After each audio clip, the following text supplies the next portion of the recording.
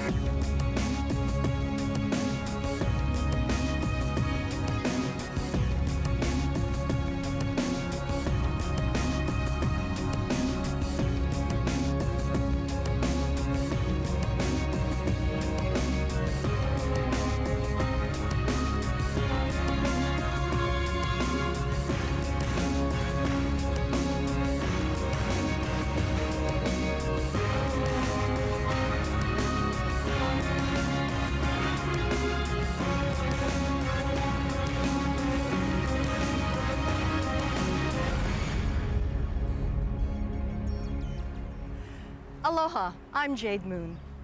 On July 1st, 1905, Honolulu city government was born with its first Board of Supervisors meeting.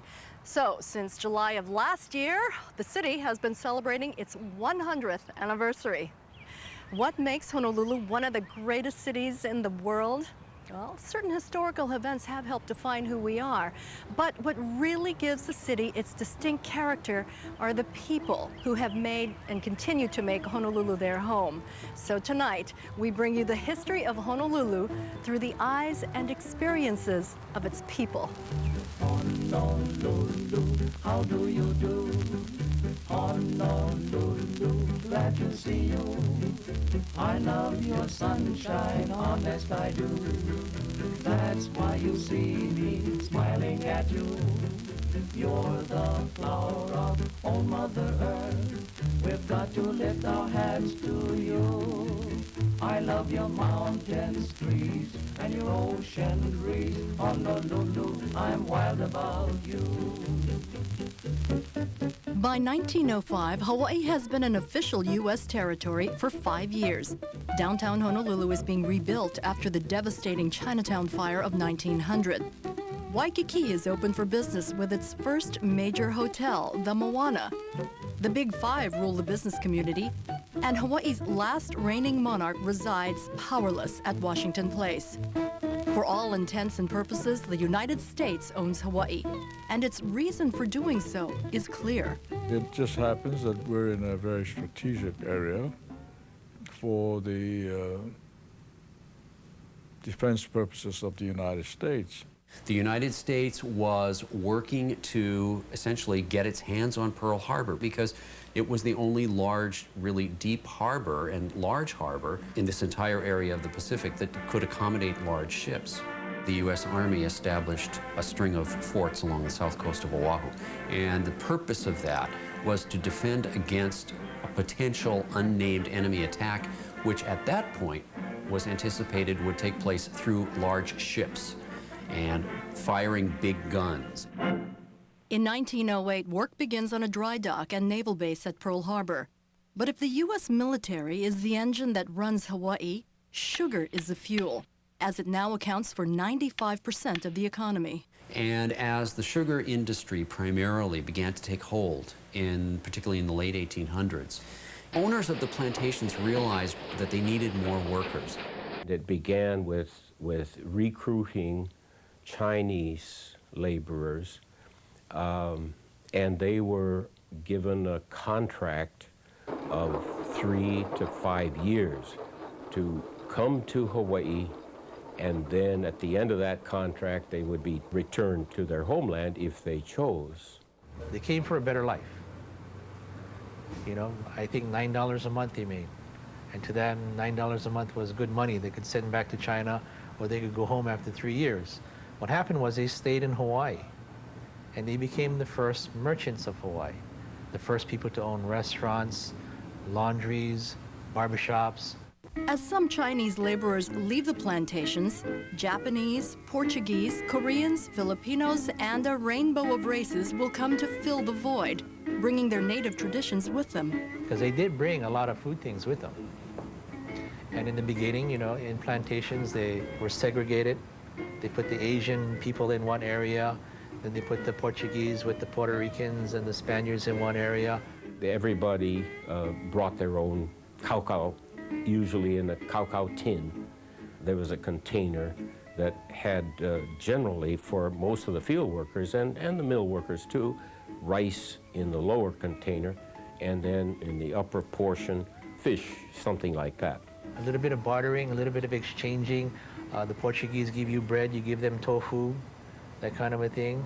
And you have this mix already in the plantation happening. As ethnic foods and customs begin to integrate, so do families. So from that point, imagine the Chinese man marrying the Hawaiian girl. So on, so on, so on. That's why today in Hawaii it's so diverse, because I have 3 different nationalities in me, Japanese, Hawaiian, but you know, it's very common to find somebody on the street that has 4, 5, 6, or 7.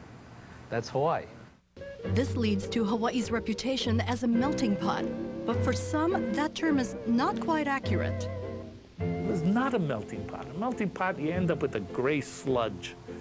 But this was a stew. This was a vibrant, flavorful stew. And you took all kinds of cultures and you celebrated them. Nowhere else in the world is there more awareness with less concern about different ethnicities than Hawaii. As immigrants seem to be moving up in the world, Hawaiians suffer a major blow with the death of their beloved queen, Liliuokalani, in 1917. That same year, Waikiki's Ainahau, playground for Hawaiian royalty and the former home of Princess Kaiulani, is sold. While these events seem to mark the end of an era, certain technological advances usher in the Honolulu of the future. And the shift to the streetcar system made a very big difference for urban Honolulu specifically, partly because streetcar systems functioned very importantly with the idea that once you ran the electric streetcar to a specific destination, that enabled it to become a place that you could develop. Now, concurrently with this, but not quite exactly comparable to it, was the ORNL, the Oahu Railway and Land Company. That was a regular full-size train, not streetcars, and it ran from downtown Honolulu, where the terminal still exists, right by A'ala Park, all the way around the Waianae Coast, around Kaena Point. With various parts of Oahu now linked by public transportation, more and more immigrants move into urban areas. Well, I lived in Chinatown, just at the northern edge. My father operated a hardware store, and we all lived upstairs in one big cavernous room. Our beds were lined up one against the other. There were 3 hardware stores. One butted against the other. We were in the center. And as you can imagine, the competition for customers was very high. Oh, I lived in Iwalei, which was known as the official red light district in town, and lived exactly on the bridge. And that was where my father made his okolehau, and we young kids used to serve as lookouts for the police. And my brother and I used to always laugh and say, well, my God, the thing smelled so much. Why does father need a lookout? Yeah, it was quite busy, especially with the Oahu fish market across the street. It drew a lot of people. You know, in those days, we had an ice box, a really tiny one. And I still remember the iceman coming every morning, delivering a block of ice. And I remember growing up in a bathhouse with women on the one side and men on the other side, and how the boys used to stick their heads under the crack in order to spy on us, you know. I remember washing in the furo, which is a huge tub. You'd scrub yourself outside, and then you'd jump in the furo after you wash off all of the dust, and oh, it was just heavenly. During the 1920s, many Honolulu landmarks are born. The Alawai Canal is completed in 1924. Aloha Tower becomes the city's tallest building in 1926. In 1927, Waikiki's Pink Palace, the Royal Hawaiian Hotel, opens its doors in preparation for the wave of tourists that is about to flood America's playground in the Pacific. But all of that will change on October 29, 1929, when the stock market crash ushers in the Great Depression and marks the end of the booming 20s. When we return, the heyday of boat days.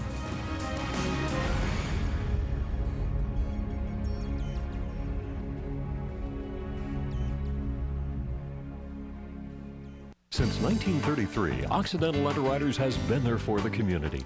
We ended discrimination by being the first insurance agency in the nation to establish equal premiums for everyone without regard to race. And we were the first to offer FHA loans, helping make Hawaii homebuyers' dreams a reality. Asking the right questions, giving sound advice, and treating our customers like family. We did it back then, and we continue the tradition today. Occidental Underwriters, your peace of mind providers. Insurance, retirement, investments.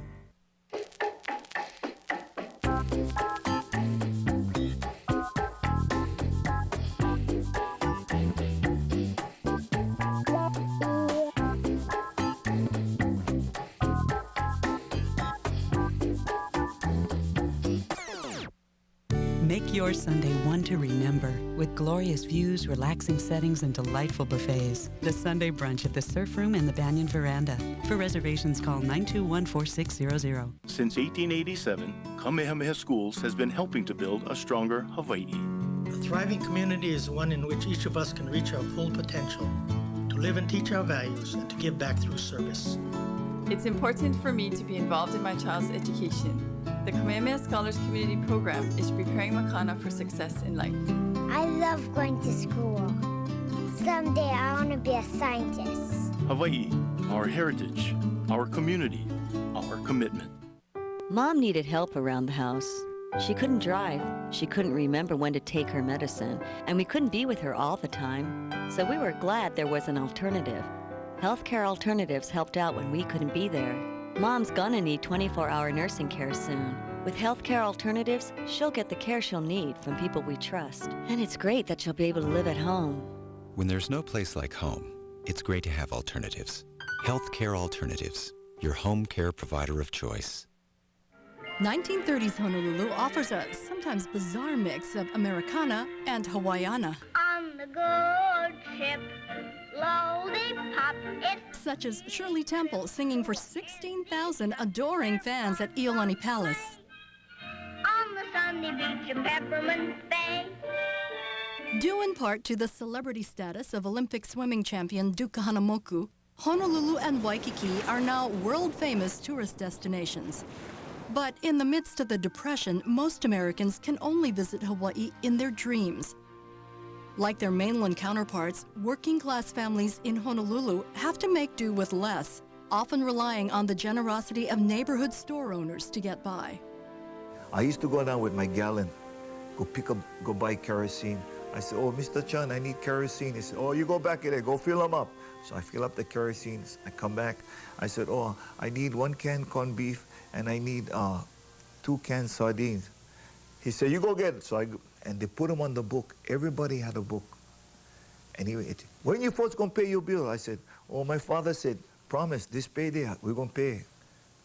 He put it on the book, never charged us interest. If it wasn't for people like Mr. Chan, guys like us no survive. We went to a doctor who really wasn't a doctor for our medical problems. The doctor would always have a bottle of cough syrup to give in my hand. And then I was told by my parents to leave 50 cents in a calabash. And it never dawned on me at that time, the reason for that was that he couldn't charge because he was an unlicensed doctor. Movies become the great escape, especially for the keiki. Saturday morning was very big. Mickey Mouse Club. We went down to the first the Hawaii Theater and then later on the Princess Theater. There was always a serial, which would just show so much every week, and you got to come back next week. You got hooked on this thing, see? So we come back every Saturday. And the big gang of us, I mean, we just came from everywhere. We'd all be members of the Mickey Mouse Club. So social dancing is all the rage, and Honoluluans trip the light fantastic at posh dance venues. Well, we used to dance under the stars at the top of the Alexander Young Hotel. Then we'd go to Royal Hawaiian Hotel, dance to Harry Owens. The kind of dancing we did was a lot more fun. You got to hold the girl. Over here, you can't get near her. She's off there waving her hands around. Owens and other local band leaders developed an infectious hybrid of jazz and Hawaiian based on an earlier genre known as hapahaole. This new sound captures the imaginations of listeners around the world on the Hawaii Calls radio show, broadcast live from the Moana Hotel. The show also provides a tonic for homesick Hawaii expatriates. I used to listen to Hawaii Calls. You know, I remember when I left the islands in 1957, 58. Oh, the thing is, we knew Hawaii Calls was coming on, what was it, Saturday or Sunday, man. Everybody would stay to them. And then, this is Hawaii Calls. Everybody started crying. Was Webley into himself. Although the tourist industry has a tough time during the Depression, Matson Navigation succeeds in boosting its luxury liner business with the romantic allure of boat days. So that's when we really got into this whole concept of boat day, of the Royal Hawaiian Band playing on the dock, possibly some hula dancers, streamers being thrown, lots of leis, and the undeniable emotional attachment, because it was emotionally very affecting to sail away. The ship gradually pulls away, and if you're a passenger, you can look down and see people and wave to them. And it's much more of an emotional thing. But in 1936, the exclusivity of the luxury liner as the only means of travel to Hawaii would end with the introduction of the Pan American Clipper. That was considered astonishing, that you could fly in 18 or 19 hours, a distance which normally would take 4.5 to 5 days by ship. With air travel, paradise is easier to get to. But even paradise isn't perfect, as the world would discover from the infamous Massey case, in which the Caucasian wife of Navy Lieutenant Thomas Massey accuses 5 Hawaiian youths of rape. So these boys were arrested and charged with raping her. And the Navy admiral made some very terrible statements about women weren't safe on the streets of Hawaii. And Hearst grabbed a hold of it, and he had pictures of Hawaiians with fangs behind coconut trees waiting for Little Red Riding Hood to come by, you know. The case ends in a mistrial after witnesses testify that the young men were in another part of town at the time of the alleged incident. But in a bizarre turn of events, Thomas Massey, his mother-in-law, and 2 sailors kidnap and murder one of the youths. In the ensuing murder trial, America's most famous lawyer, Clarence Darrow, represents the defense. They got convicted. I mean, how could you, you know, it's a dead, open and shut case. Meanwhile, the wires are coming in to Governor Judd, and you know, you got to pardon them and so forth and so on. So he commutes their sentence after they were sentenced to 1 hour at his office. During the Massey case, the whole feeling of Yates Sterling, who was the admiral at Pearl Harbor, was that we should have a commission form of government, that we were a company of savages. Understandably, the incident causes a rift between the military and the local community, a rift that a decade later would have to be set aside in the face of the most defining moment in Honolulu's history. That story next. Honolulu, 100 years in the making, is sponsored in part by Hardware Hawaii and the Honolulu Advertiser.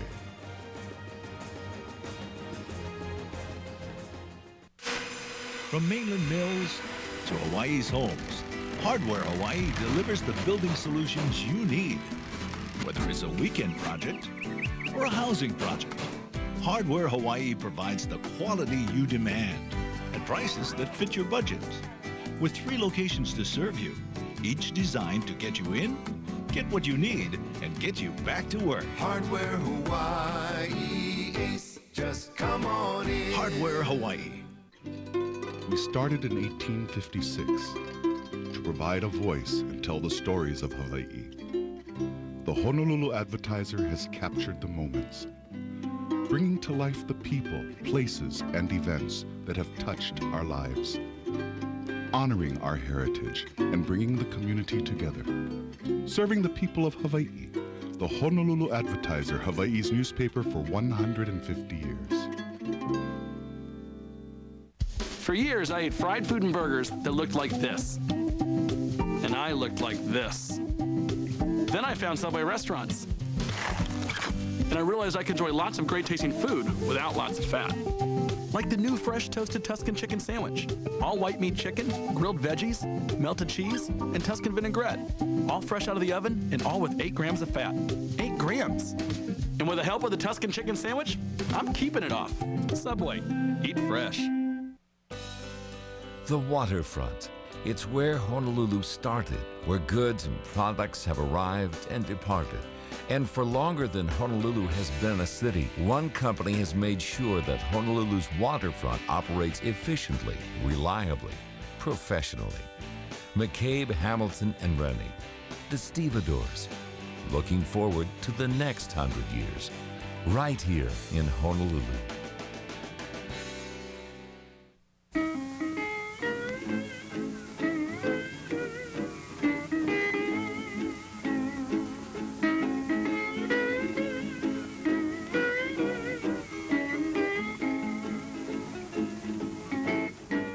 It was a Sunday, and as we always did, the family got up early to prepare to go to church. And I was in the bathroom, brushing my teeth, combing my hair, and I had the radio on. Hawaiian music.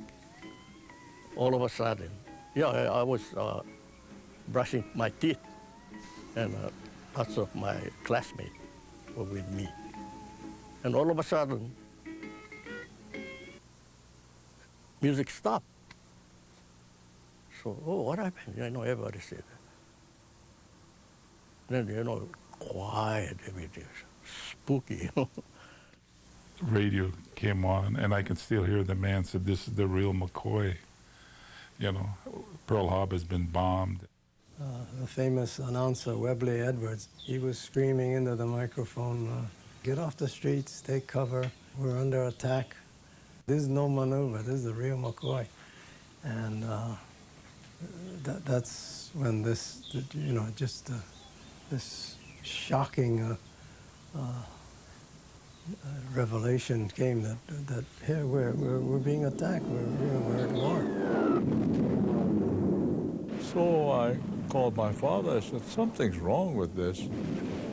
So he and I, half-dressed, walked out into the street, looked towards Pearl Harbor, and good God, puffs of smoke.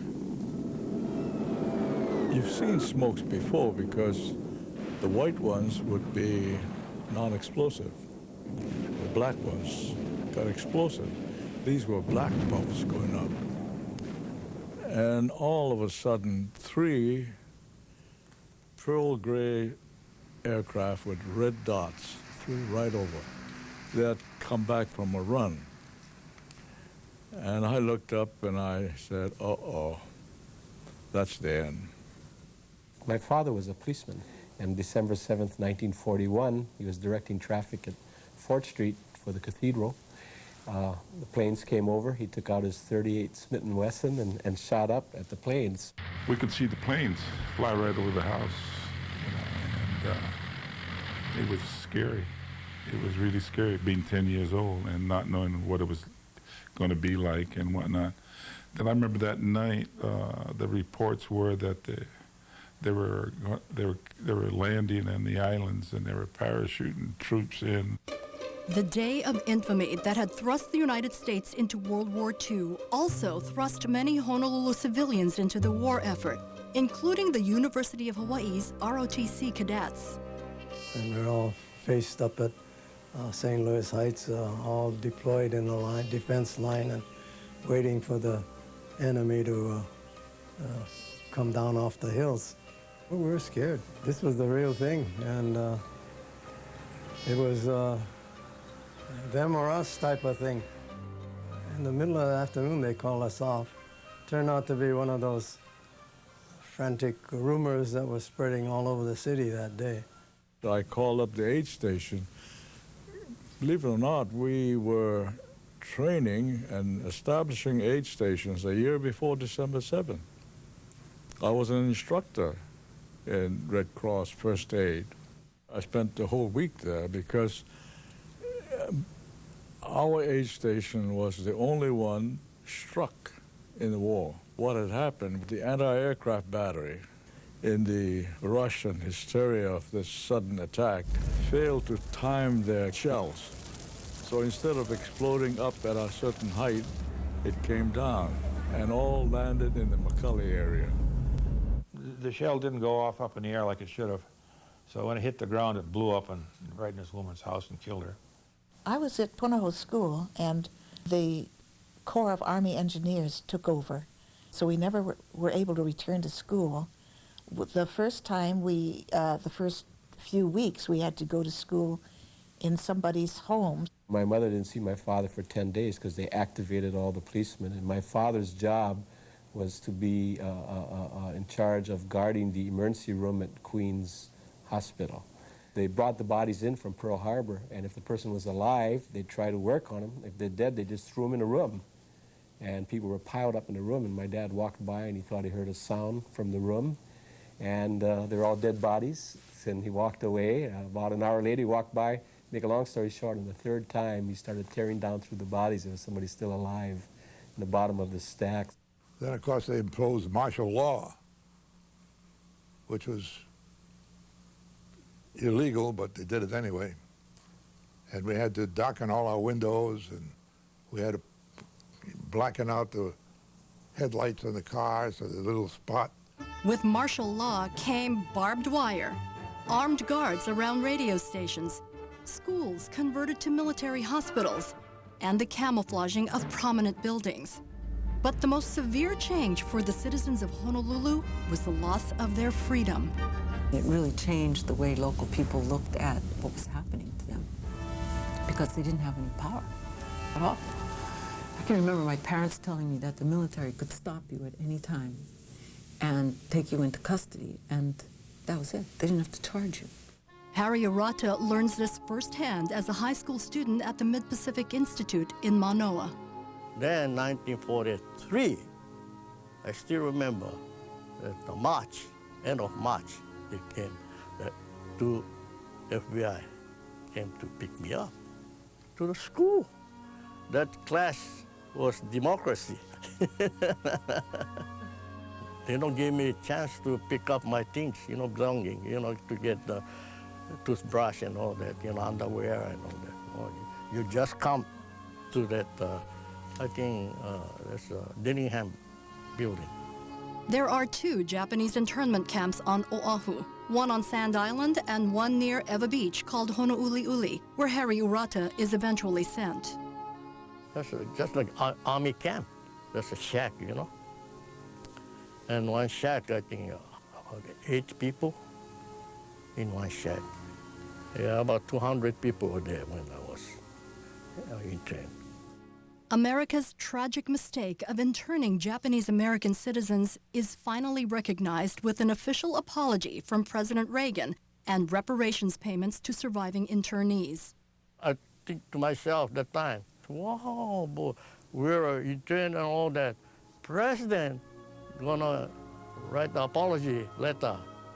That's something really America big-hearted. When we come back, Hawaii's Japanese are finally given the chance to prove their loyalty. The president declared that Americanism is a matter of mind and heart. It never is and never was a matter of skin and color. City Mill is having a storage containers special event. That's right, City Mill is bringing in containers full of the newest, best storage items. Hurry, beautiful rattan storage, functional canvas, heavy-duty chests, hobby cases, fusion shelving, elegant high-grade chests, even airtight storage. Hurry in for the best selection. Storage for the garage, bedroom, kitchen and bath, anywhere. The Storage Containers Special Event. Hurry to your neighborhood City Mill, serving Hawaii since 1899.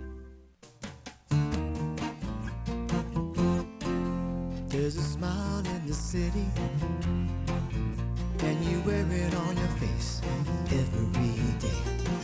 It's such a funny town, just take a look around. People running all over the place, but things are moving too fast. You just take it real slow. You've got it figured out, you've got it going on. Maybe you're the one. Maybe you're the one. They're out there, and there are a lot of them. You might be one and not even know it. If you're a city, county, or state employee, or related to one, you could be getting better interest rates and more personal financial services. Hawaii State Federal Credit Union. It pays to belong. Bring a taste of old Hawaii to your next gathering with island-wide catering from Highway Inn. Choose from over 73 items, including all of your Hawaiian, Filipino, and local-style favorites. We had 9 choices, and the price was reasonable. There on time, set it up, took care of our guests, cleaned up. Perfect. It was really good, the best Hawaiian food I've ever had. Since 1947, Highway Inn, where locals go for a taste of old Hawaii.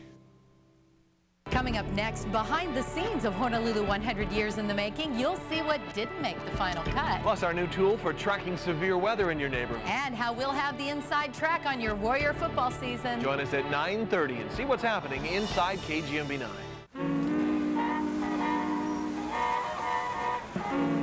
By the time of the Pearl Harbor attack, nearly 40% of Hawaii's people are of Japanese descent. Almost immediately thereafter, this vital segment of the community is considered an enemy threat by the United States government. About 3 weeks after December the 7th, an order was issued by the Selective Service System declaring that all Japanese, Americans or otherwise, were designated 4C. 4C is the label for enemy alien. Like 1A is for physically fit. And as a result, we could not volunteer or be drafted. And so we petitioned the government. And I'm happy to say that in January of '43, the president declared that Americanism is a matter of mind and heart. It never is and never was a matter of skin and color. And that's when the 442 was formed. In June of 1944, the U.S. Army makes the Japanese-American 100th Battalion and 442nd Infantry one unit. With a total of 18,143 decorations for valor, it becomes America's most honored unit for its size and length of service. Just over a year later, the nightmare ends. And on August 15, 1945, 135,000 revelers crowd Honolulu for the VJ Day celebration. Everybody was excited and thrilled that it was over, you know, and not knowing what was ahead. And like she says, people honking car horns and everybody just going absolute bonkers. And it's almost like beating Punahou. Life in Honolulu can now regain a sense of normalcy. Life was wonderful once the war ended. People in Hawaii were, it was a totally different kind of a place. No one ever locked their doors to their cars or their homes. And if you were out of sugar or milk or you needed some food, you went into the neighbor's home, opened their screen door on the porch, went inside and helped yourself. The Alawai Canal used to be full of clams. And it was clean back then. We would go clam digging in the Alawai at low tide. You could walk up, you know, up to your knee and with buckets, and then take it home. My dad used to cook clams. Teenagers can be teenagers again. There were many dates that she and I had to walk up the street here and get her, and we'd go down and get on the bus because that was the only means of transportation that I had. And so we would go to Waikiki, go to the movie. They had malt shops and that sort of things. But we love to tell the story of when we went to one malt shop. The lady came out and said, "What would you like?" We said, "Chocolate malt." She says, "Tick or tin?" So we said, "Tick." And we've loved that place ever since. But the biggest thrill, at least during fall, is high school football at the Termite Palace. I don't know if you remember the old Honolulu Stadium. McKinley, when you played McKinley, they took the whole section, filled it. Farrington High School, take the whole thing and fill it. Rivalries between public schools and private schools are especially fierce. The 48 sections there, and Punahou would take up 2 sections. And then the other school would take up 2 sections. And the general population would take up the rest of the sections. But when Punahou came in, there'd be 2 sections yelling, cheering for Punahou, and 46 sections yell, "Kill the Howleys," and boo, or so on. And that's just the way it was in those days. While high school football games bring Honolulu together, local airlines bring the islands together. In 1946, there are now 2 inter-island carriers, the brand new Trans-Pacific Airlines, later known as Aloha Airlines, and Hawaiian Airlines. 1946 is also the year that 25,000 ILWU sugar workers go on a 79-day strike. It is the first Hawaii strike in which different ethnic groups join forces. So the Japanese leaders went to the Filipinos and said, because there were a few left here in Hawaii, would you have any objections to working with us in case there is a strike? They were afraid that the Filipinos would not strike with them at the time that they had prepared to go out on strike. And our Filipino brothers said to our Japanese brothers, look, we went through 5 years of war in the Philippines. We can stay out as long as is necessary to win a strike. And by golly, we did. We set up soup kitchens, and the Japanese said, my God, we got to have the Filipinos cooking the rice because they are the only ones who can cook it so that the bottom pot, you know, the kind of burnt pot, is as ono as it is. We can't do it. Solidarity between the races prevails as the strikers win a 20 cents an hour wage increase. ILWU leader Harry Bridges claims Hawaii is no longer a feudal colony, and a new multi-ethnic power base emerges. There is nothing short of revolution in what the trade unions at that particular time were able to bring about. And that is why today in our legislature, in our city councils, you have Filipinos, Japanese, Chinese, Hawaiians, Portuguese, all seated as equals. When we return, television comes to Honolulu. The community was just practically wetting its pants with the idea of getting this tube in their home. Honolulu, 100 years in the making, is sponsored in part by Aloha Airlines, the Kamehameha Schools, and Occidental Underwriters. Here's to the spirit that gave us our start 60 years ago and will give us our start again. Here's to our people who have continued to step forward when it might have been easier to step back. Here's to you, Hawaii, for sticking by us and showing us the true meaning of our name. On behalf of all of us at Aloha Airlines, mahalo nui loa, and let's fly. Since 1933, Occidental Underwriters has been there for the community.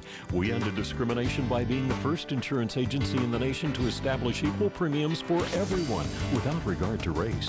And we were the first to offer FHA loans, helping make Hawaii homebuyers' dreams a reality.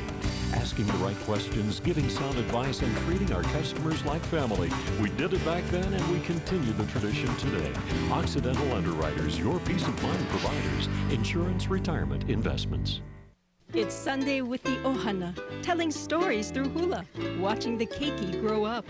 In Hawaii, it's about community, and the Honolulu Advertiser has been a part of your community since 1856, sharing your stories, helping you celebrate big events in uniquely island ways. The Honolulu Advertiser, Hawaii's newspaper. Join us as we celebrate our 150th anniversary and the City and County of Honolulu's 100th birthday, July 2nd from 10:30 to 4 at Honolulu Hale. Subway Dinner Theatre presents On My Own.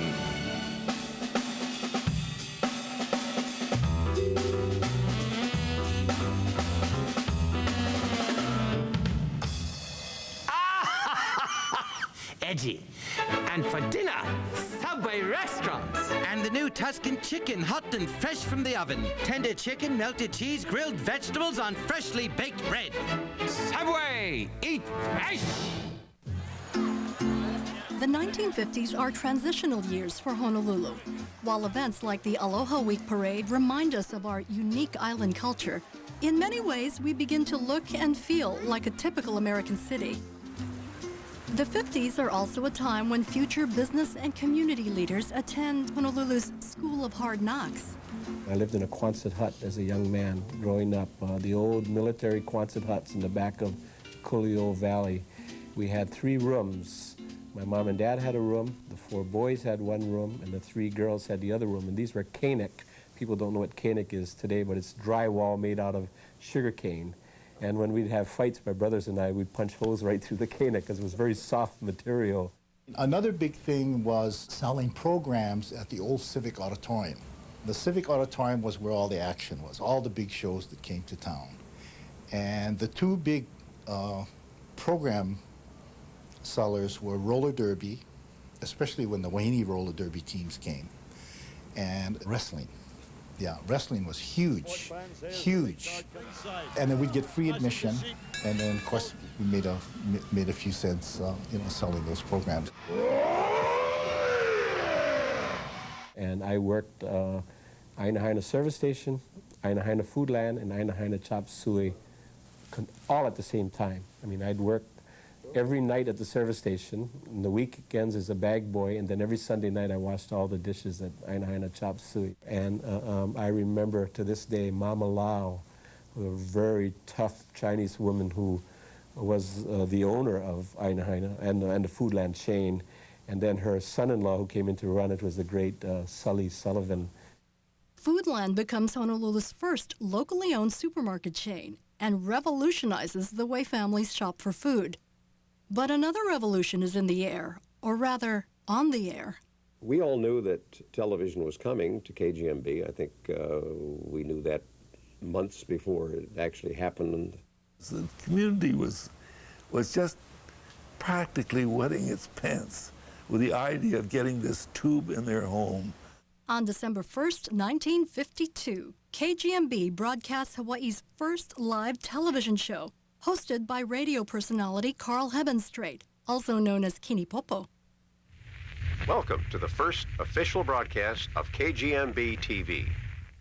The dawn of Hawaii's information superhighway has arrived. The following year, Hawaii's first automobile superhighway opens.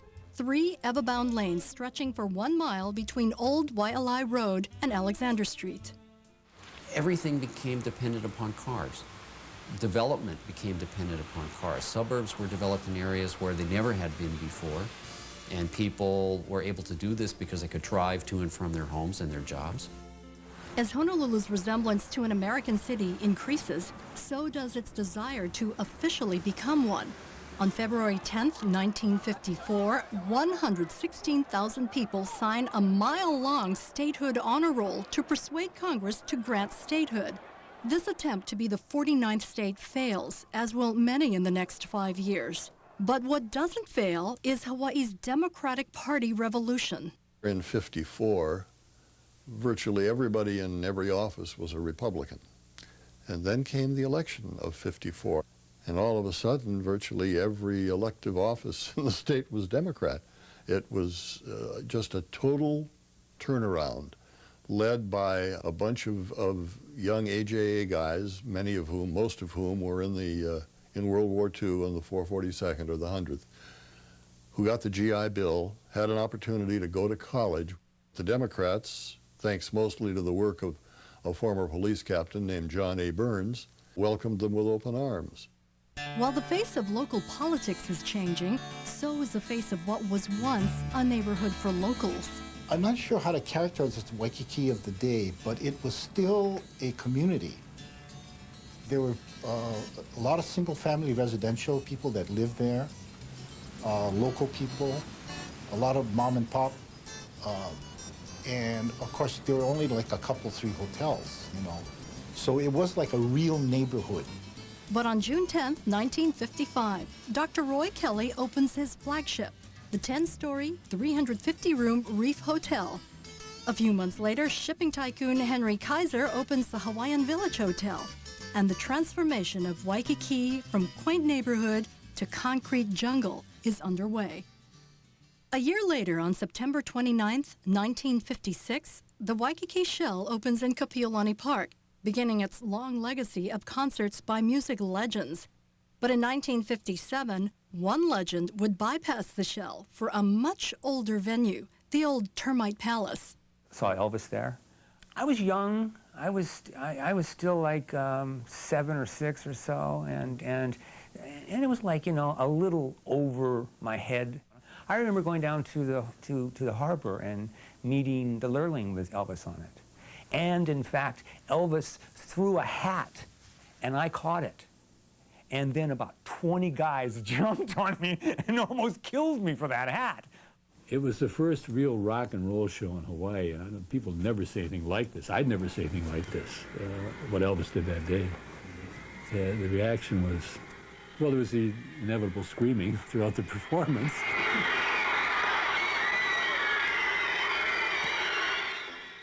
Windward Oahu residents who attended events at Honolulu Stadium had to endure a long and treacherous drive to get there. But on May 11, 1957, all that would change as 2 communities, once separated by the Ko'olau Mountains, are now joined. One of the real turning points was the Puka through the Pali, opening up the tunnel. That was in 1957. Up until then, it was quite an adventure on a stormy night to be driving across the Pali or on any windy day. When the puka in the Pali's through. Coming up next, Hawaii gets its star on Old Glory. Levitt Yamani and Soldner has been a member of this community for many, many years. I'm proud to say that we've helped thousands of Hawaii's people get their lives back together after an accident. If someone close to you has been hurt by someone else's negligence, have them call us. We can help. If you're signing up for health insurance, think about this. Does your current plan pay to keep you healthy? UHA 3000 does. It's the first health plan with full coverage for wellness and prevention. No charge for preventive exams, screening tests, and disease management. Plus, it has lower premiums. So ask your employer to consider UHA 3000. It's a better plan, costs less, and helps you stay healthy. My wife, she always wanted to have her wedding here at the Ko'olau Golf Club. We just thought that, you know, you can experience the same Waikiki wedding with a country setting. Well, it was my dream wedding, and everything was so beautiful, and it was so smooth. The people here at Ko'olau Catering Partners made it such an easy and pleasant experience for us. Ko'olau Catering in the Ko'olau Golf Club. Experience our world. Making your workplace safer for employees is easier than you may think. Businesses insured by HEMIC get free safety seminars, program templates, and consultations to build a safety program that's right for them. And when they do, we offer premium credits that lower the cost of their insurance. Just remember the name of Hawaii's workers' comp leader. Isn't he supposed to say something? HEMIC, Hawaii's workers' comp specialist. Everyone knows this is a great place to live. We're so fortunate to call this home. But even here in this paradise, tragedy can strike on these busy roads and highways. If someone you know has been injured, Levitt, Yamani, and Soldner can help. Give us a call. By the late 1950s, 80% of the world's canned pineapple is produced in the islands, making it a close second to sugar as Hawaii's biggest cash crop. Working cannery becomes a popular summer job for Honolulu students. And the pineapple water tower above Iwilei's Dole Cannery is a fixture in the Honolulu skyline. Hawaii itself is about to become a permanent fixture in the world's most powerful nation. On March 18, 1959, President Eisenhower signs the Statehood Admissions Act, and on August 21st, proclaims Hawaii the 50th state. Well, I think that there was a very strong feeling for statehood. Everyone, it seemed, at least everyone I knew, was in favor of statehood. And I think the mood was upbeat. We're now full-fledged members of the country, a nation, and we could vote for the national offices. For the first time, we can vote for a president. So there was widespread jubilation on the achievement of statehood. I'd say the majority of the people wanted statehood, but there was a large group who didn't want statehood. I know that my mother's generation, or the generation before that, always hoped that sometime we'd go back to a kingdom. So I wish we'd never become a state. Now we can't prevent anything. We don't have any control, although we didn't have any control in the territory since all the governors were appointed by the president. But for the vote, what we gave up was the ability to prevent all kinds of other development. Regardless of what some might think of development today, there was no stopping it back in 1959. That summer, the first commercial jets landed at Honolulu Airport, opening the floodgates to what would become the young state's #1 industry. Jet engines and statehood changed to Hawaii, and then Waikiki just started to, before our very eyes, we could just see the buildings coming up overnight dramatically. Believe it or not, you used to be able to see Diamond Head from every vantage point in Waikiki. But in 1962, Foster Tower goes up. And the reason that that was so controversial was that it blocked the view of Diamond Head as you drove toward Diamond Head on Kalakaua. All of a sudden you couldn't see it anymore because of Foster Tower. There was a woman of some wealth and prominence who suggested that we all pitch in and buy the thing and tear it down, which of course didn't happen. Perhaps as an attempt to regain a sense of place amidst unbridled development, the Honolulu City Council passes a resolution requiring Hawaiian names for all new city streets. Grappling with the city's 60s growth spurt is its first mayor of Hawaiian ancestry, Neil S. Blaisdell. As mayor, I think when he first came in, we were kind of a wonderful, sleepy little town. Then more people came as tourists, and more, and staying to live. And the growth was just becoming really phenomenal. And it bothered him to think of how he was going to keep this growth from just tourists sprawling all through our land. Despite Honolulu's rapid transformation into a metropolis, many local kids, like Ray and Andy Bumatai, hold on to their small-town innocence. We got the cab and we came down, right? So we were eating in a restaurant, something we never did before. And we were just him and I by ourselves. And after we finished eating, right, we took our plates to the sink. and I've never, the waitress, "Oh, you must be from the country. Oh, look at cute, they brought their plates to the sink like that." Oh, I was so embarrassed, but we didn't know, you know.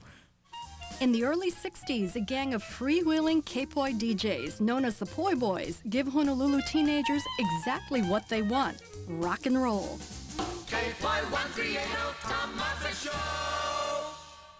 But for adult listeners, two larger-than-life radio personalities rule the airwaves. The two morning guys that owned the market were Jayaku Head Papuli and Lucky Luck. Whose name was Robert Luck, who was originally from Alabama, but learned Pidgin and learned Pidgin English. Fantastic. And everybody thought he was a local guy, and he wasn't, but he became one. And the chief rival was Jayaku Head Papuli, Hal Lewis, who had been a fiddle player on the old Matsonia and jumped ship. He was from Brooklyn. And he wound up on the air and was kind of weird. And some woman caller one day called and dubbed him Akuhead Pupuli, crazy fish head.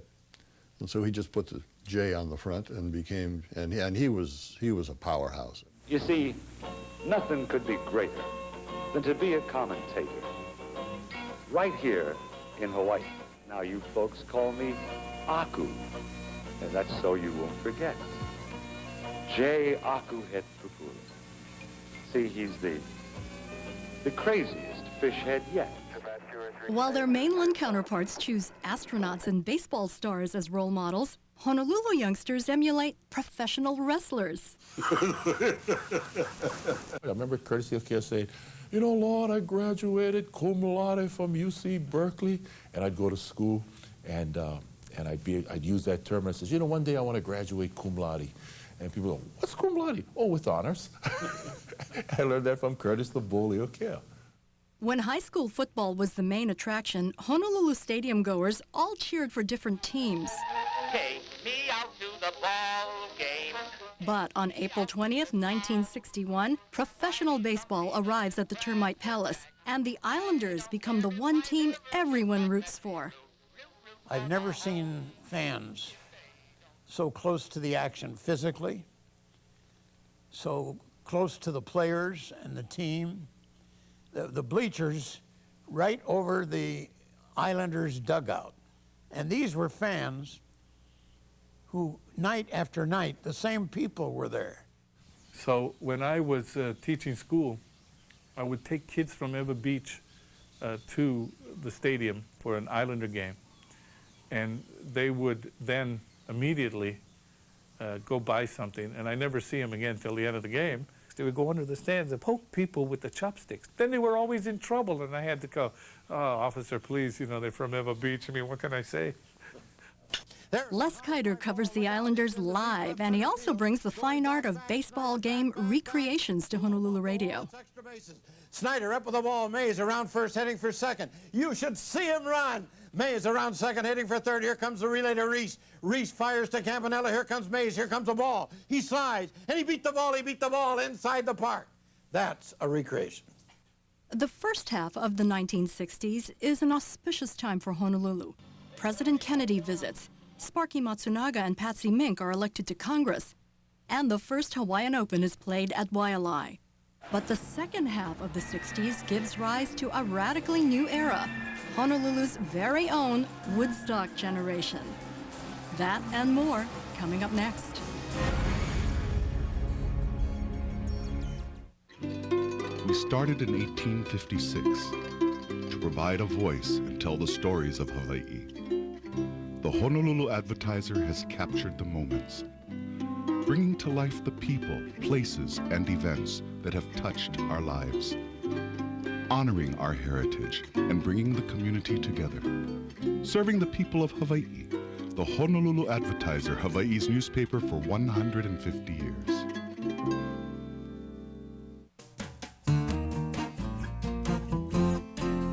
There's a smile in the city, and you wear it on your face every day.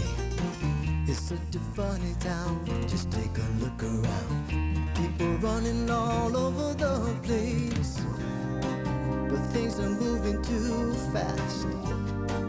You just take it real slow. You've got it figured out, you've got it going on. Maybe you're the one, maybe you're the one. They're out there, and there are a lot of them. You might be one and not even know it. If you're a city, county, or state employee, or related to one, you could be getting better interest rates and more personal financial services. Hawaii State Federal Credit Union. It pays to belong. Subway Dinner Theater presents Flying High. I run a department, work out, volunteer. Look out, world, here I come. Baby, what about dinner? Hey, John. Yes, it's great. Bravo! And for dinner, Subway restaurants. And the new Tuscan chicken, hot and fresh from the oven. Tender chicken, melted cheese, grilled vegetables on freshly baked bread. Subway! Eat fresh! You're watching KGMB 9, Honolulu, Hawaii's severe weather station. As we enter the second half of the 1960s, Honolulu welcomes its first wave of soldiers on R&R from the Vietnam War. In 1966, KCCN becomes the first all-Hawaiian music radio station. Songwriter Kui Lee passes away from cancer. And the man who has made many of Lee's songs famous is at the top of his game. By 1967, Don Ho's Tiny Bubbles is a national hit. Tiny bubble in the wine. Visitors that come to Hawaii, there are three things really that they know about Hawaii: Pearl Harbor, Diamond Head, and Don Ho. With a feeling that I'm gonna love you till the end of time. While Don Ho may be Hawaii's most famous personality in the 60s, Duke Kahanamoku is still its heart and soul. But on January 22, 1968, the ambassador of Aloha dies of a heart attack. His ashes are scattered in the waters off the beach he made famous.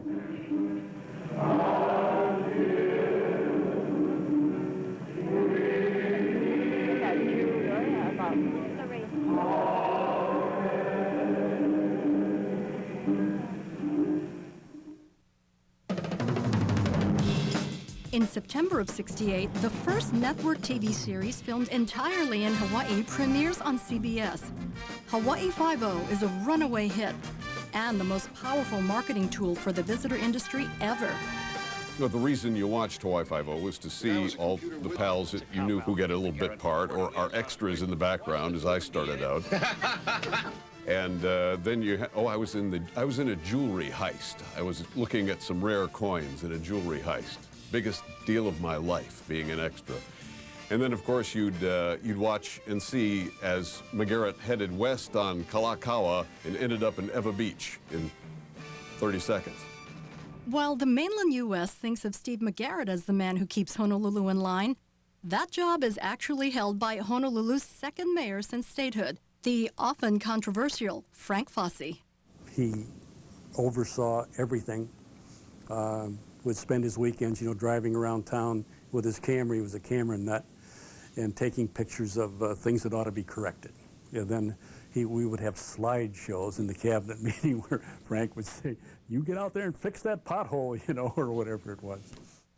Well, certainly solving the mass transit problem that we had then. The Weinberg Bus Company was a bunch of old clunkers, of course, and weren't very prompt in their service.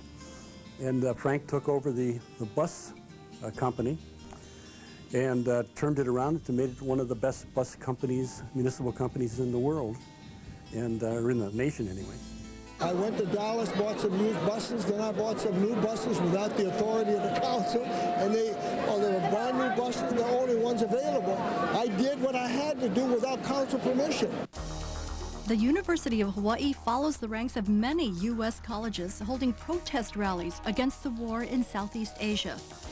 In between classes and rallies, students refuel at nearby Kuhio Grill. Because they would give you poo-poo plates. If you ordered a beer or two, they'd bring this food along as long as you kept tipping. It was just fantastic. And you're a starving college student. The counterculture is alive and well in Honolulu and finds its own concert venue inside our most famous landmark.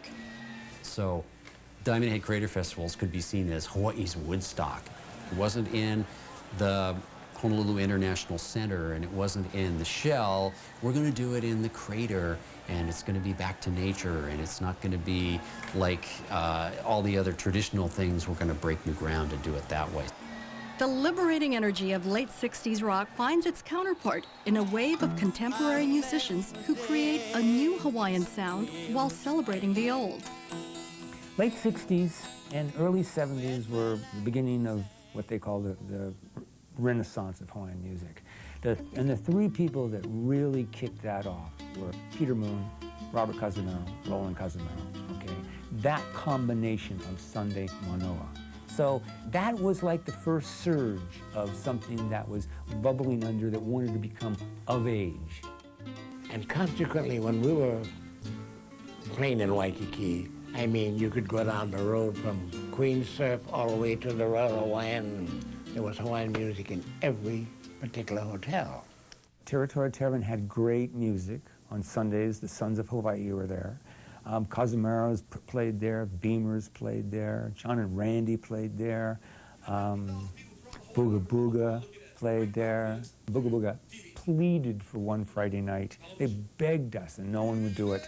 No one would want to get near it. It was just like, theater? Not theater, or not comedy. And I finally, they talked us into one night, and it just blew up. There were lines around the block for years. The Hawaiian Renaissance is not limited to music and comedy. Many Hawaii expatriates who return in the 70s discover a new political awareness among Hawaiians. So I come back to Hawaii in 1975, and the Hokulea project is just getting off the ground.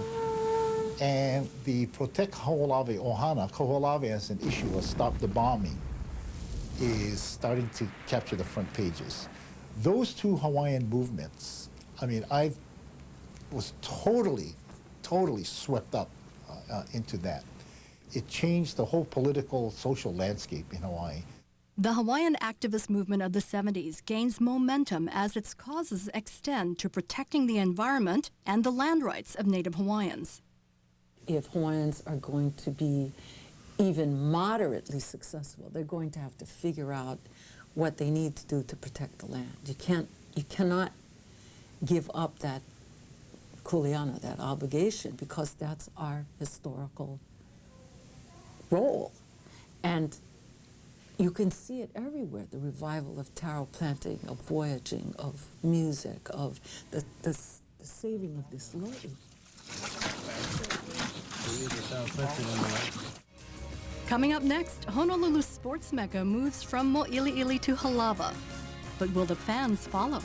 There were more people on the field than there were in the actual stadium.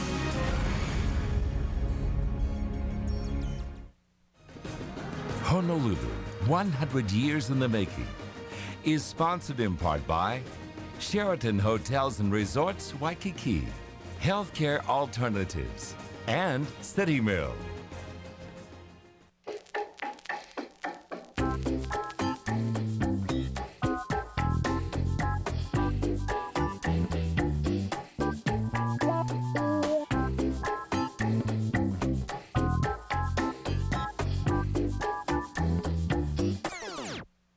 Make your Sunday one to remember with glorious views, relaxing settings, and delightful buffets. The Sunday brunch at the Surf Room and the Banyan Veranda.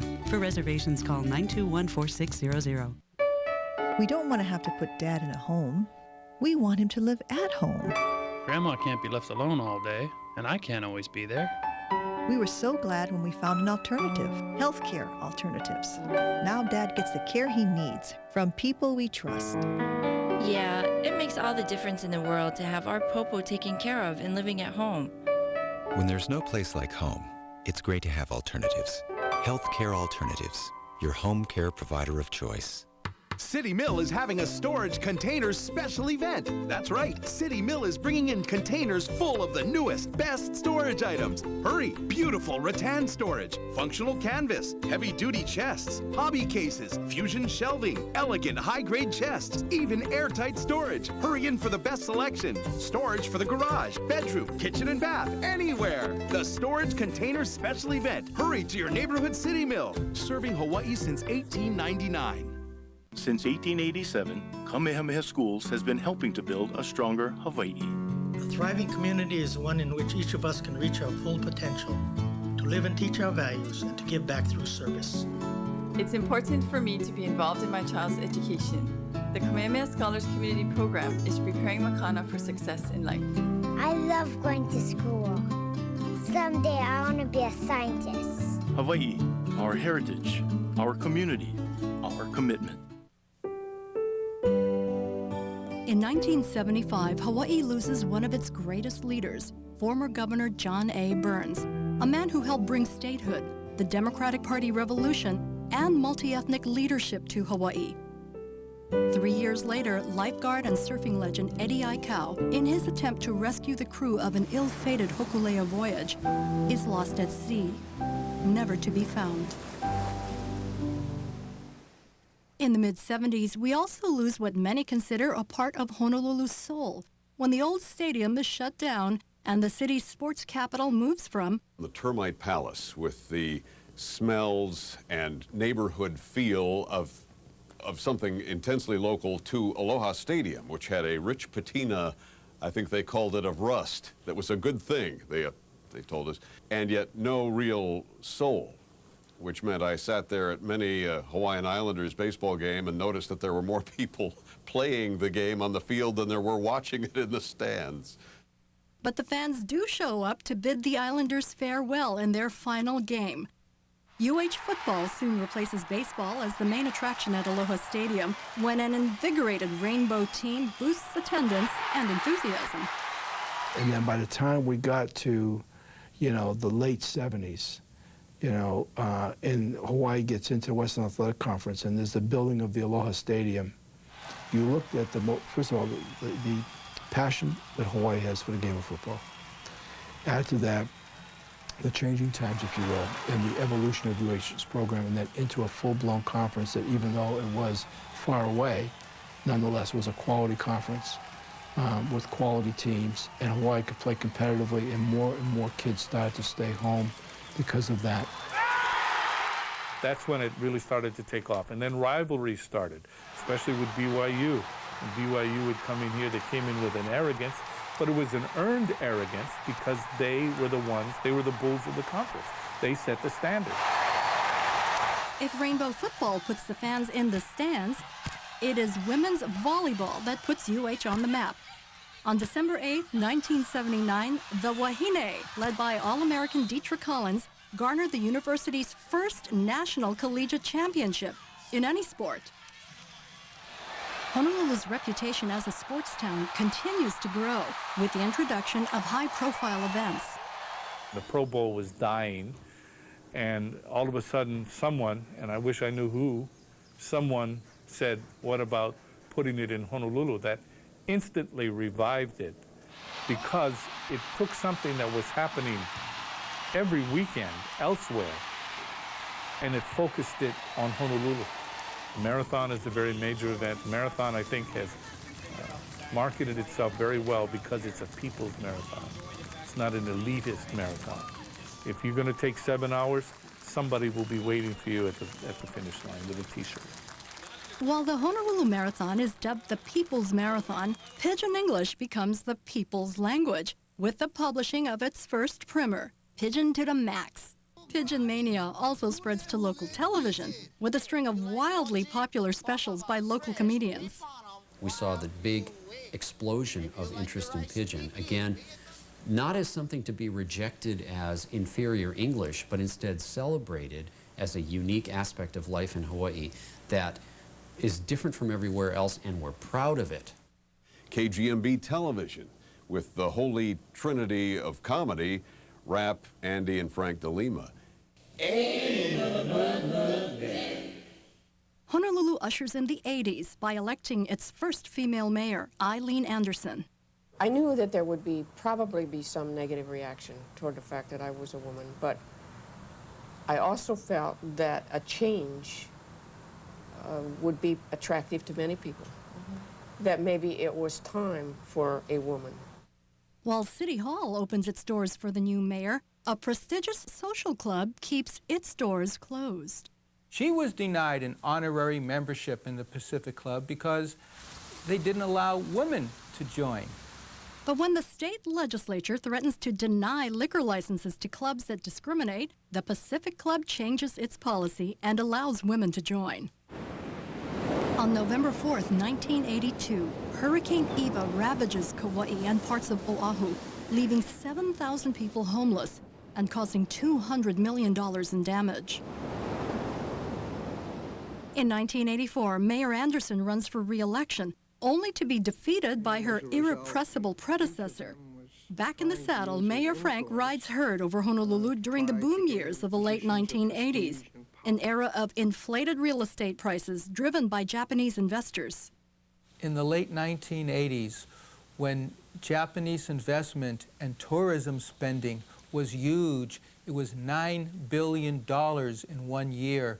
There was a real estate magnate who was famous. His name was Kawamoto. Kawamoto was sort of the symbol of the least welcome aspect of it, because he was literally inflating the housing market by driving down the street and saying, I'll buy, you know, that one and that one and that one over there, without getting out to peek inside and see how the paint job was. The 1980s is a decade of triumph and tragedy. An Iwilei oil tank blaze turns into the biggest Hawaii fire since the 1900 Chinatown disaster. Miraculously, this firefighter survives. Hawaii is in shock at the loss of its first astronaut, Big Island-born Ellison Onizuka. Preservation triumphs over development as the Sandy Beach Initiative defeats a Kaiser housing project. And Chaminade pulls off the biggest college basketball upset in the country when it outscores top-ranked University of Virginia at the Blaisdell Arena. It is also the decade when the leader of the free world discovers a new use for the coconut. The glitz and glamour of the 80s seem to widen the gap between two very different Honolulus, town and country. There were guys, adults, who worked at the dairy who never left Waianae. And they would ask, well, what's it like in town? Oh, big the buildings, bro. Oh, you better stay here. No more cows. How's that? Nah. I guess any place out of Waianae meant that it was special. But I remember, we always, during the prom, people would rent cars or people borrowed their parents' car. We have an egg farm.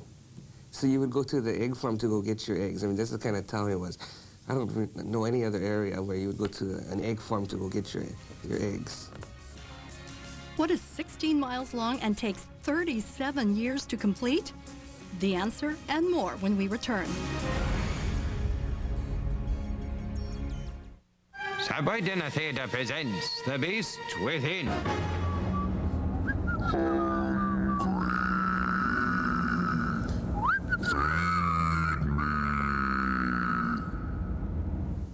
A stomach studied in London.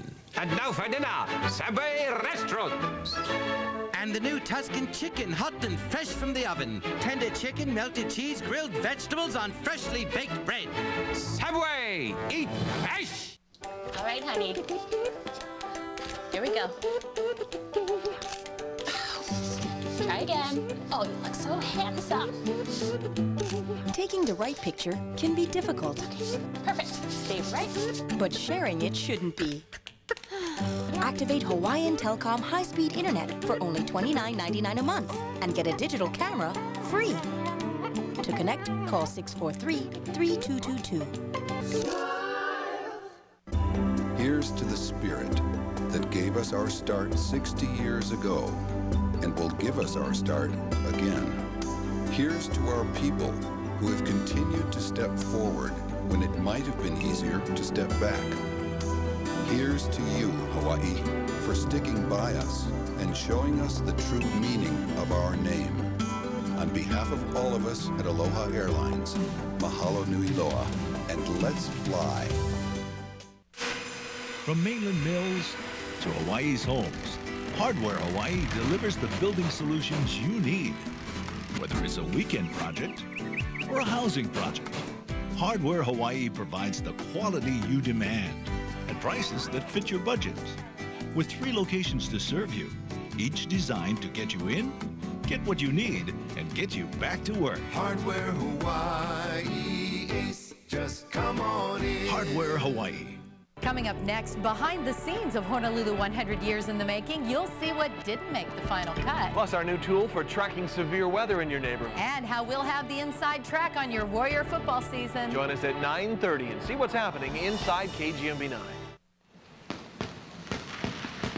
Rather than opening with a bang, the 90s start with having one taken away, as the first President Bush orders a halt to the U.S. military's bombing of Kaho'olawe. It is a long-awaited reprieve for Hawaiian activists. But another action by the U.S. military has an unexpected effect on Hawaii's economy. You watched during the Gulf War when the Japanese decided, as a matter of courtesy, that they wouldn't travel to Hawaii. It would be rude to be vacationing when our boys are overseas. The economy went kaboom. And that was like someone just flipped a switch. And it kind of demonstrates how controlled we are by outside forces. And as if this economic downturn wasn't enough, on September 11, 1992, Kauai and Oahu are hit with the most destructive Hawaii storm on record. Hurricane Iniki's 160-mile-an-hour winds kill 4 people and injure more than 1,000. At the time, it is America's 3rd most costly natural disaster.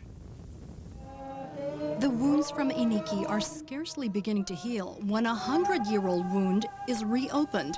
Beginning January 13, 1993, the 100th anniversary of the overthrow of the Hawaiian Kingdom is remembered with a 3-day historical reenactment.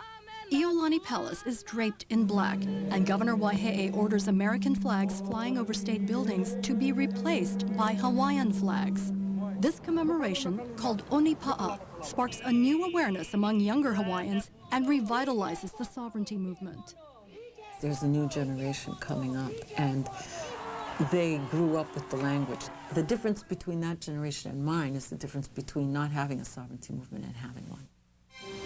The 1990s is a decade of remembrance. The USS Missouri, the battleship upon which Japan's formal World War II surrender was signed, finds a new home at Pearl Harbor. It is a focal point of the 50th anniversary of the VJ Day celebration attended by President Clinton. On October 4th, 1996, Waialua Sugar Company, Oahu's last sugar plantation, closes. As agriculture surrenders completely to tourism, experts begin to rethink Hawaii's #1 industry. Now we're beginning to realize that the best way that we can honor a visitor is to celebrate ourselves. That if we turn inward and we just learn for us to celebrate our own heritage, let us do things that we would normally do even if there were no visitors. One aspect of Hawaii's heritage is celebrated in a new way and launches a world-renowned phenomenon called Hawaii Regional Cuisine. Part of our mission statement is when you come to the restaurant, we want you to have a true slice of Hawaii, which means you should eat Hawaii, what the land gives you, what the ocean gives you. In an attempt to enhance its appeal to visitors and locals, Mayor Jeremy Harris initiates the greening of Waikiki. All of our recent improvements in Waikiki, the Kuhio Beach improvements, were all designed really to bring Kapiolani Park into Waikiki. While the Waikiki facelift does improve the look of the visitor industry's most prominent neighborhood, Hawaii's image suffers from national coverage of high-profile crimes. In 1996, an unbearably tense, hours-long hostage standoff in Sand Island ends with the hostage narrowly escaping as his captor is shot dead by police. In 1997, a less violent but far more complicated crime is exposed when an essay titled Broken Trust is published in the Honolulu Star Bulletin. This time, the victim is the estate of Bernice Pawahi Bishop. I felt a civic duty. I'm the only trust professor at the only law school in the state, and because of my training, I saw some issues that I think maybe a lot of people didn't see, and I had an ability from training to articulate just what was broken, and there were some things broken. And I would like to think that in the end, the trust will be stronger because of all of that turmoil. The ensuing trial against Bishop Estate trustees for gross mishandling of the trust results in the ousting of 4 trustees and the resignation of the 5th. On December 12, 1997, the 16-mile, $1.3 billion H3 freeway finally opens after 37 years of construction, court cases, and protests. For some, it is an unwelcome byproduct of Honolulu's population explosion. Back in 1952, the Honolulu Water Board used precise mathematical calculations, and they said there would be 400,000 people living in Honolulu by the year 2000, about 50 years later. What went wrong? we have more than twice that population today. So on any given day, there are about as many people in Hawaii who don't live here as there are who live here. That's why traffic is in a horrible shape. Supply and demand is such that when you've got a lot of people wanting to live in one place, they're going to tend to bid up the cost of living in that place. There's a real tension here. So more and more our young people are getting jobs on the mainland. My own grandson, my son's son, is working for Microsoft. A growing dissatisfaction with the status quo leads to a break in the Democratic Party's half-century stronghold on Hawaii politics. For 50 years, the Democrats were in total control. Hawaii, as best I can tell, has just never had two vibrant political parties competing in the marketplace of ideas. And so I got involved in helping Linda Lingle, and in 2002 she got elected. As governor of the state of Hawaii.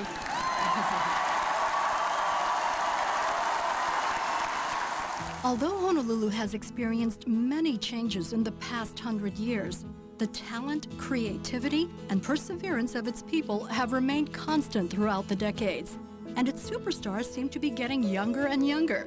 What other city can boast Little League World Series champions and a teenager who has taken the golf world by storm? Michelle Wee, I think just a few months ago I was sitting there at home looking at her on the front cover of Fortune magazine, and she was all dressed up, and they just had this great cover shot, thinking, wow, a conglomerate, if you will, a business conglomerate, but certainly a great athlete. And I more than believe that she will, in time, achieve everything there is to achieve.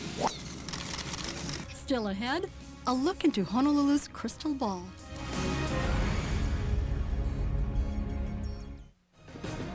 Honolulu, 100 years in the making, is sponsored in part by Highway Inn, the Honolulu Advertiser, and UHA. In historic Waipahu, Highway Inn has been serving up home-style Hawaiian food for 3 generations. Visit our seafood market for the best prices in seafood and produce. Can't find what you're looking for? Let us know. Our huge catering menu means that you can now share the unforgettable taste of Highway Inn anytime, anywhere. Enjoy our authentic Hawaiian as well as local-style menus at very reasonable prices. Since 1947, Highway Inn is where locals go for a taste of old Hawaii. It's Sunday with the Ohana, telling stories through hula, watching the keiki grow up.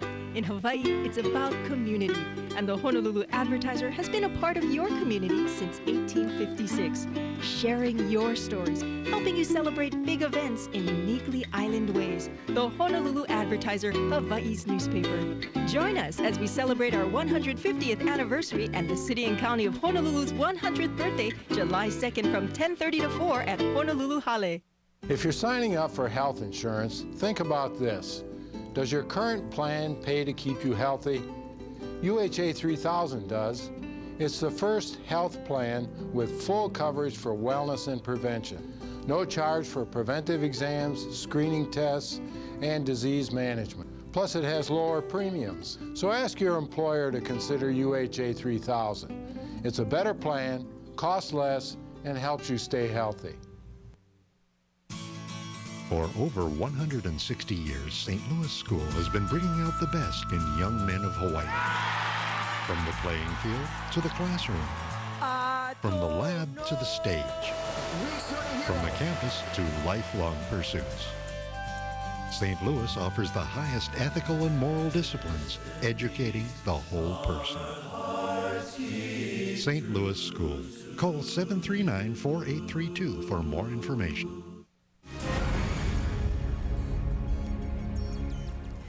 Tonight we've seen how dramatically Honolulu has changed in its first 100 years. No one in 1905 could have envisioned the city we know and love today. But what about the future? What sort of Honolulu will we leave behind for our children, our grandchildren, and beyond? As we close tonight's show, here are some thoughts on the next 100 years in the life of Honolulu. There's not going to be more playgrounds or more open air spaces, but it's going to be more buildings, and it may not be for the best, but nevertheless, that's what I I visualize. But there's one thing that you can never forget is that Hawaii is still special. That's what scares me. I mean, everybody could say, why don't we get a home in Hawaii so if anything happens, we can move out there. So they buy a place for $6 million and then don't even live in it. You know, Hawaii. Well, I hope it doesn't lose any of its spirit and its wonderful specialness about Hawaii and Honolulu. I think someplace down the line we got to generate some kind of different kind of industries or something so that we can keep our kids here and enjoy what we've enjoyed through the years. That's the kind of city that I'd like to see. That's the kind of state that I'd like to see, that our best and brightest stay here as opposed to thinking that they have to go elsewhere. So I think what we need to do over the next 10 years is develop as much of a base of energy and infrastructure and capability and capacity locally as we can.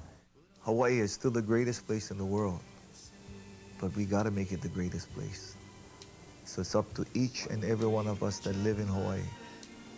Learn Hawaiian style. It doesn't hurt.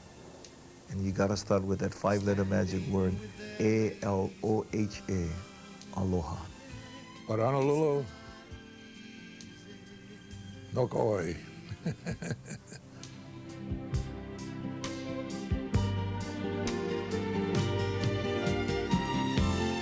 Each time Honolulu city lights stir up memories in me.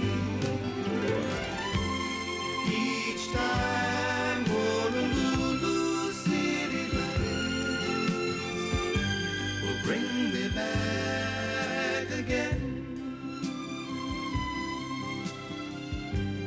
Bring me back again. Bring me back again.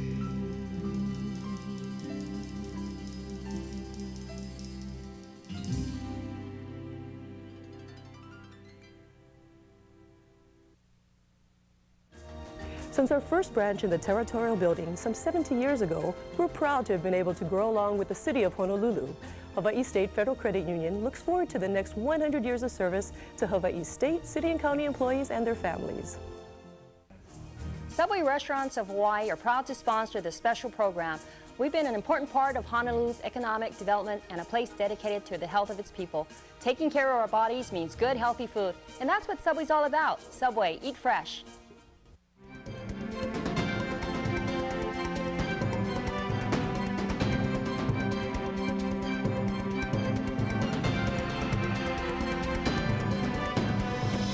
Good evening, I'm Keahi Tucker. And I'm Kim Janala. We hope you enjoyed our special Honolulu 100 Years in the Making.